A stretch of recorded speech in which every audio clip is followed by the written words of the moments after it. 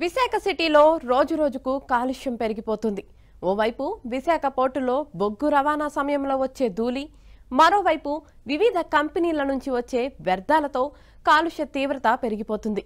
దీనిపై రాష్ట్ర ప్రభుత్వం దృష్టి పెట్టడంతో కాలుష్య నియంత్రణ మండలి అలర్ట్ అయింది.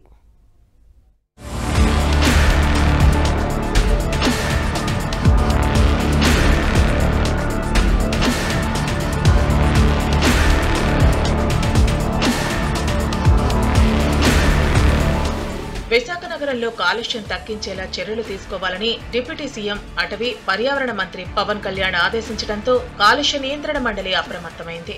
నగరంతో పాటు పరిసరాల్లో ప్రతి పరిశ్రమలో కాలుష్య ఆడిట్ నిర్వహిస్తామని మంత్రి చెప్పడంతో అధికారులు అందుకు అనుగుణంగా చర్యలు తీసుకుంటున్నారు. కాలుష్యం తగ్గించేందుకు తగిన చర్యలు చేపట్టాల్సిందిగా విశాఖ పోర్టు అధికారులను పీసీబీ ఆదేశించింది.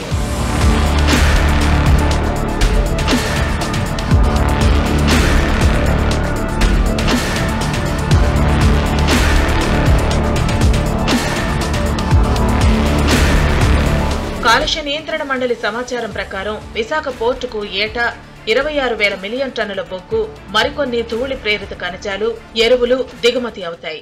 ప్రధానంగా బొగ్గు దిగుమతి, తర్వాత రవాణా సమయంలో ధూళి చెలరేగి నగరంపైకి వస్తోంది. నౌకల నుంచి నేరుగా కన్వేయర్ బెల్ట్ ద్వారా యార్డులోకి బొగ్గు దిగుమతి అవుతున్నా వాటిపై టర్పాలిన్లు కప్పి ధూళి రేగకుండా చర్యలు తీసుకోవడంలో అంత శ్రద్ధ చూపడం లేదు. బొగ్గు నిల్వ కోసం పోర్టు ఇప్పటికే 50,000 టన్నుల సామర్థ్యం కలిగిన 3 గోదాములు నిర్మించింది. 4వ గోదాము నిర్మాణ దశలో ఉంది. అయితే బొగ్గు నిల్వ కోసం నిర్మించిన 3 గోదాములను పూర్తిగా వినియోగించడం లేదని పీసీబీ గుర్తించింది. గోదాముల్లోనే బొగ్గు నిల్వ చేయాలని, ఆరుబయట ఉండే నిల్వలపై పటిష్టంగా టర్పాలిన్లు కప్పాలని ఆదేశించింది. పోర్టు నుంచి సుమారు 30 కిలోమీటర్ల దూరంలో ఉన్న పరిశ్రమలకు బొగ్గును రైలు వ్యాగన్ల ద్వారా కాకుండా రోడ్డు మార్గాన రవాణా చేస్తున్నప్పుడు సరైన జాగ్రత్తలు పాటించడం లేదని తప్పుపట్టింది. ప్రతిరోజు పోర్టు పరిసరాల్లో స్ప్రింక్లర్లతో నీటిని సర్ఫే చేయాలని, బొగ్గు రవాణా సమయంలో ధూళి వెలువడకుండా చర్యలు తీసుకోవాలని ఆదేశించింది.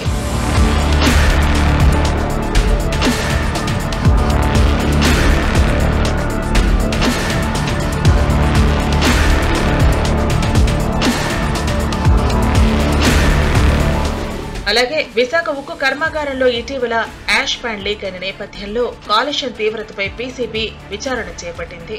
యాష్ ప్యాన్ నుంచి లీకులు అరికట్టినా భవిష్యత్తులో అటువంటివి పునరావృతం కాకుండా చూడాలని ఆదేశించింది. అచ్యుతాపురం సెజ్లోని వసంత్ కెమికల్స్ లో గత నెలలో జరిగిన ప్రమాదంపై పీసీబీ విచారణ చేపట్టింది.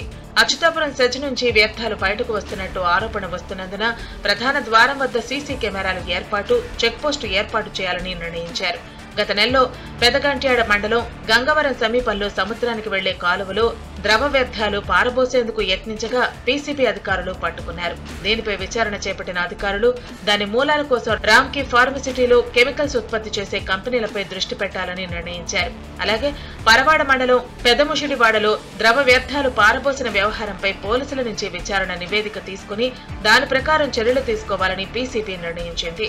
మొత్తం విశాఖ నగరంలోని కాలుష్య తీవ్రతపై సీరియస్ గా దృష్టి పెట్టిన పీసీబీ ఆ కాలుష్యాన్ని తగ్గించే దిశగా చర్యలు తీసుకుంటోంది.